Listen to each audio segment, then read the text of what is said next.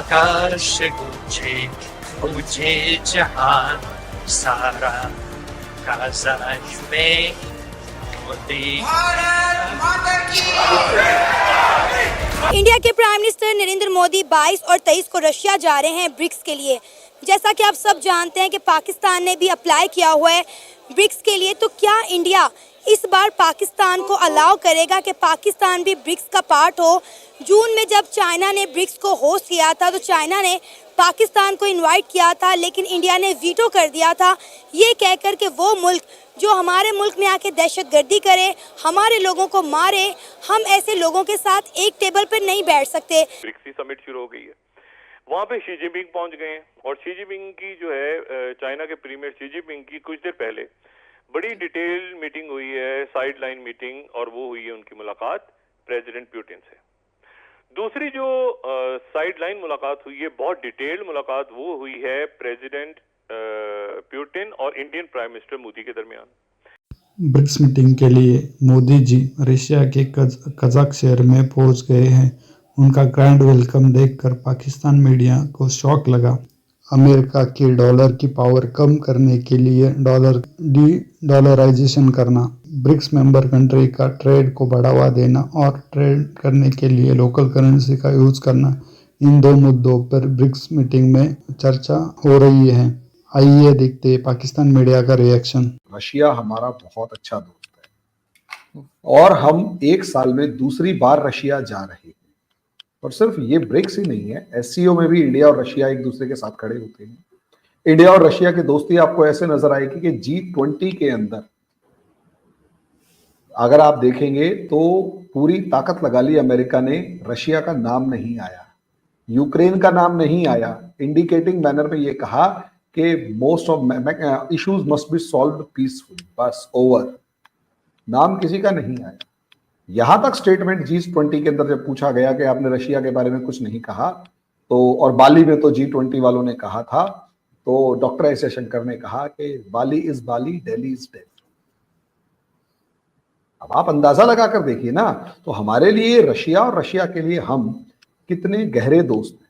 भारत, आपको पता है, जो वहाँ पर एक इंतहा पसंदाना नज़रिया मोदी का नज़रिया है, आपको लगता है कि जिस तरह पहले भी उसने विटो किया और कोशिश की कि पाकिस्तान इस ग्रुप का हिस्सा ना बने, अब चूंकि पाकिस्तान की शमूलियत का इम्कान है तो कि भारत डाइजेस्ट कर लेगा आराम से, या फिर कोई रखना डाल सकता है? What do you think? नहीं, बिल्कुल वो कोशिश तो यही करेंगे कि पाकिस्तान उसमें उसका हिस्सा ना बने। में ब्रिक्स में जो डिसीजन मेकिंग होती है वो कंसेंसस पर होती है, मतलब अगर सारे मेंबर्स किसी डिसीजन के ऊपर वो एग्री करते हैं तब वो डिसीजन ब्रिक्स मेंबर्स लेते हैं। अगर कोई भी मेंबर उसमें वो डिसएग्री करता है किसी भी डिसीजन या पॉलिसी के हवाले से, तो फिर वो नहीं होता।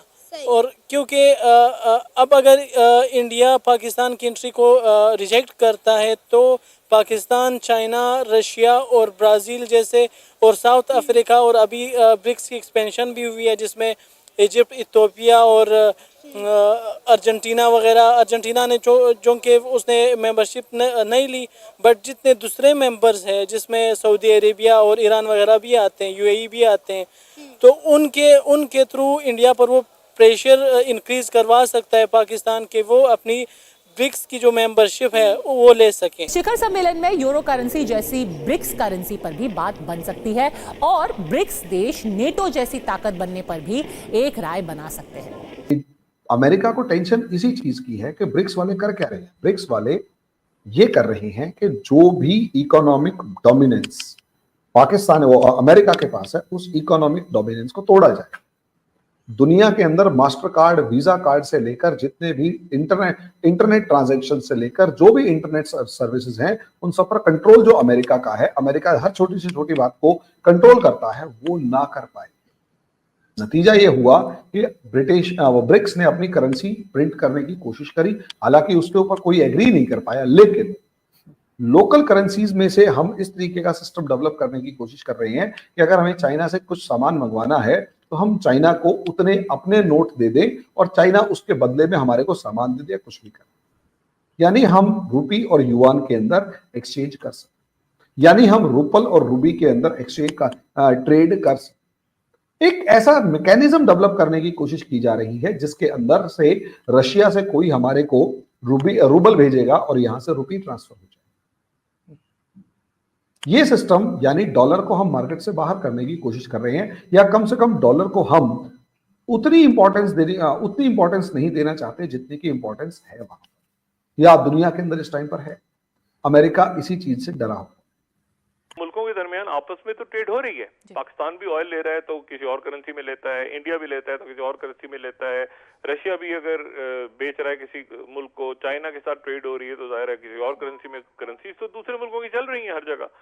लेकिन इश्यू सारा ये है कि जो है वो आम तौर पे ये कोई अनहोनी बात नहीं है। आम तौर पे अगर आप बाहर जाते हैं किसी मुल्क में और वहां जाके अपना क्रेडिट कार्ड यूज करते हैं तो वो पूछते हैं आपसे कि डॉलर में करेंगे कि लोकल करेंसी में करेंगे। हर मुल्क में ये सिस्टम है।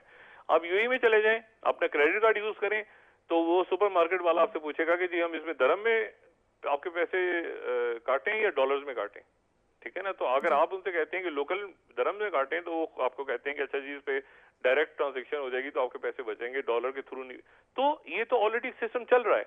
हर मुल्क में आप जाते हैं तो उस मुल्क में लोकल करेंसी का भी ऑप्शन होता है क्रेडिट कार्ड पे और डॉलर का भी होता है। इशू ये है सारा कि जब आप इसको बड़े लेवल पे ले जाते हैं, ग्लोबल लेवल पे, और ग्लोबल लेवल पे ट्रेड शुरू हो जाती है कि नहीं जी हमने डॉलर को यूज नहीं करना बल्कि लोकल करेंसीज में ही पाकिस्तान ने ऑयल लेना है किसी मुल्क से, तो और यकीनन पाकिस्तान दूसरी करेंसीज में ही लेता होगा, मेरा ज्यादा ख्याल है दूसरी करेंसीज में ही ले रहा है। भाई वो डॉलर में क्यों देगा, वो रियाल या बाकी एक अरसे से